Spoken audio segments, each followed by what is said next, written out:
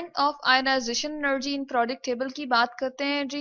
यानी कि ionization energy का ट्रेंड हम देखने की कोशिश कर रहे हैं जी, किसमें, प्रोडिक्ट टेबल में। ठीक है, अब सबसे पहले तो हम ये देख लेते हैं कि आयनाइजेशन एनर्जी था क्या।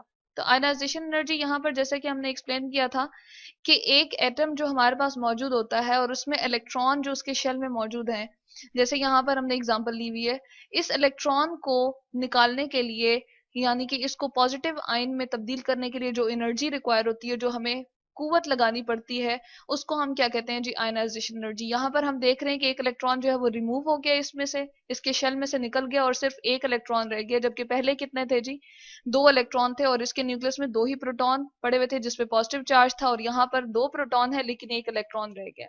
तो इस आयनाइजेशन एनर्जी का ट्रेंड जी हम किस में देखना चाह रहे हैं, पीरियोडिक टेबल में।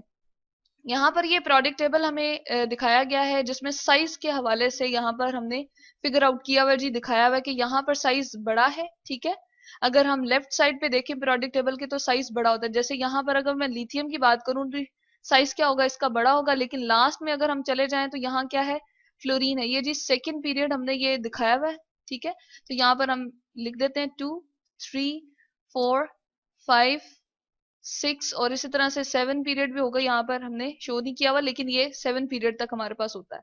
यहाँ पर 6 पीरियड, यानी कि तकरीबन सारे पीरियोडिक टेबल का यही ट्रेंड होता है कि यही उसके अंदर एक बिहेवियर होता है। हम देखते हैं कि यहाँ पर साइज जो है वो बड़ा होता है, और इस तरफ जैसे ही हम मूव करते हैं लेफ्ट टू राइट एक पीरियड में जाते हैं तो साइज जो है वो स्मॉल होता है। तो नियॉन का या फ्लोरीन का अगर हम कहें तो साइज क्या है जी, स्मॉल है। अब सबसे पहला जो हम फैक्टर देखते हैं आयनाइजेशन एनर्जी में, हम देखते हैं जी एटॉमिक साइज का। तो यहाँ पर हम एटॉमिक साइज को ले आते हैं जी।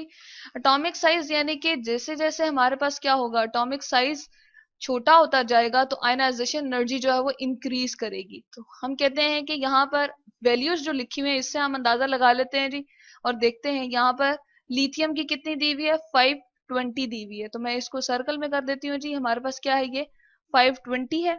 ठीक है, और ये कम है, जबकि हम फ्लोरीन की यहाँ पर देख रहे हैं वो कितनी हमें दी हुई जी, 1681, ये इससे ज्यादा है। तो ये क्या शो कर रहा है जी, साइज स्मॉल है, इलेक्ट्रॉन जो कि उसके अवेलेबल होंगे, जो कि उसके शेल में मौजूद होंगे, उसको प्रोटॉन जो हैं जो कि न्यूक्लियस में मौजूद होते हैं वो बहुत स्ट्रांगली उसको खींच रहे होते हैं। ये आ गया जी हमारे पास फ्लोरीन का एटम, और इसमें आप देख रहे हैं इसका एटॉमिक नंबर 9 है।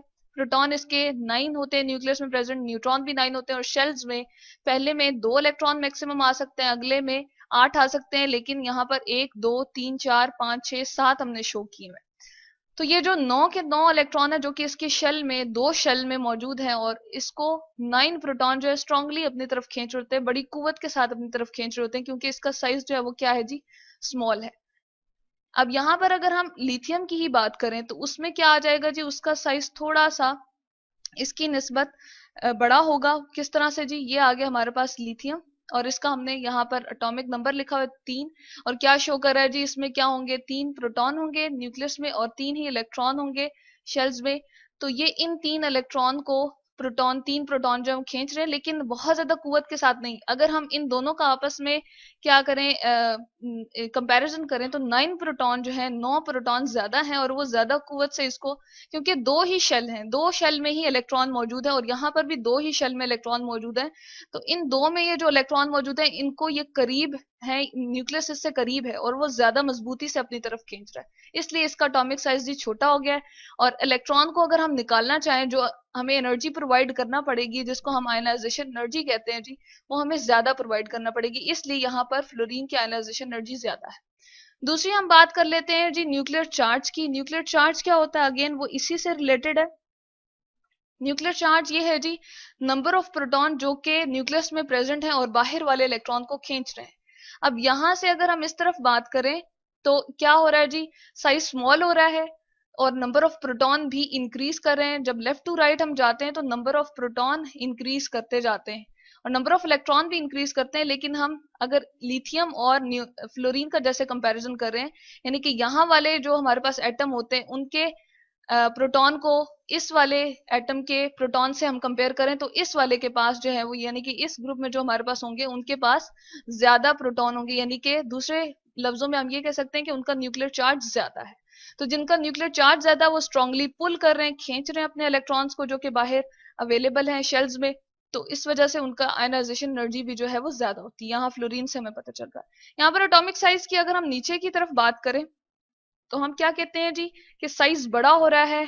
बड़ा हो रहा है तो क्या होगा, इलेक्ट्रॉन न्यूक्लियस से दूर हो जाएगा। जब दूर हो जाएगा जी, यहाँ पर ये आपको पीरियड नंबर क्या शो कर रहे हैं जी, शेल्स की तादाद को भी शो करते हैं। तो जैसे जैसे हम नीचे आते हैं शेल्स की तादाद बढ़ रही है, इलेक्ट्रॉन दूर हो रहा है। जब दूर होगा तो न्यूक्लियस उसको स्ट्रांगली पुल नहीं कर पाएगा, यानी कि न्यूक्लियस में जो प्रोटॉन है जिनके ऊपर पॉजिटिव चार्ज है और इलेक्ट्रॉन जिनके ऊपर नेगेटिव चार्ज होता है जी, वो उनको इतना स्ट्रांगली या बहुत कुव्वत से खींच नहीं सकता। इसलिए आसानी से हम थोड़ी सी एनर्जी देंगे और इलेक्ट्रॉन जो है वो बाहर निकल आएगा। यही वजह है कि यहाँ पर पोटेशियम की हम देख रहे हैं कि आयनाइजेशन एनर्जी क्या हो गई है जी, कम हो गया है, और न्यूक्लियर चार्ज भी इसके पास कम हो गया है। तो ये है जी हमारे पास trend of ionization energy in a period, कि हम कहते हैं कि अगर हम लेफ्ट टू राइट मूव करें, यहाँ पर हम लिख देते हैं जी साइज छोटा हो रहा है। जैसे ही साइज छोटा होगा तो हमें ज्यादा आयनाइजेशन एनर्जी देना पड़ेगी, यानी कि ज्यादा कुव्वत लगानी पड़ेगी ताकि उसका इलेक्ट्रॉन बाहर निकले। तो यहाँ पर हम लिख देते हैं जी इंक्रीज करेगा। ठीक है, क्या इंक्रीज कर रही है, आयनाइजेशन एनर्जी इंक्रीज करेगी, जो कि हमें यहाँ वैल्यू से पता चल रही है। नियॉन की और भी ज्यादा है और फ्लोरीन की भी हम देख रहे हैं कि साइज स्मॉल था तो इसकी भी 1000 में है, जबकि लिथियम की कम है। और डाउन द ग्रुप आते हैं तो यहाँ पर वैल्यू हमें बता रही है 418 है। तो हमारे पास क्या होती है जी, हमारे पास ionisation energy down the group decrease होती है। तो यहाँ पर हम लिख देते हैं जी डाउन द ग्रुप हमारे पास आयनाइजेशन एनर्जी जो है वो डिक्रीज करेगी। तो ये है जी trend of ionization energy in periodic table, कि लेफ्ट टू राइट हम जाएंगे तो इंक्रीज होगी आयनाइजेशन एनर्जी, और टॉप टू बॉटम अगर आएंगे तो क्या होगी जी, डिक्रीज होगी।